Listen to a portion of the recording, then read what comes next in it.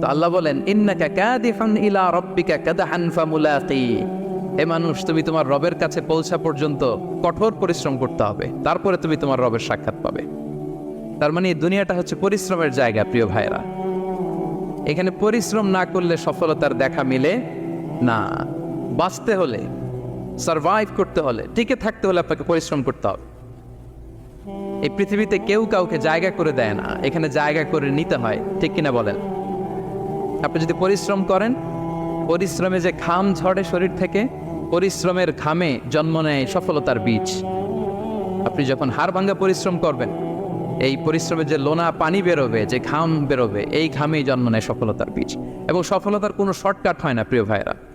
অনেকে অল্পতে সফল হতে চায়, শর্টকাট খুঁজে, আসে না নাই? না, সফলতার জন্য আপনাকে লং কাটে যেতে হবে। ওখানে কোনো লিফট থাকে না, সিঁড়ি বেয়ে উঠতে হয়।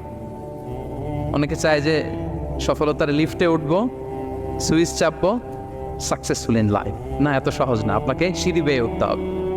তাহলে পরিশ্রমের কোনো বিকল্প নেই। এই দুনিয়াটা হচ্ছে পরিশ্রমের জায়গা, সংগ্রামের জায়গা। আপনি সফল হতে হলে আপনাকে পরিশ্রম করতে হবে, করতেই হবে। আর পরিশ্রমে কোনো লজ্জা নেই। আমি বিভিন্ন আমার আলোচনায় বলি, কাজে লজ্জা নেই।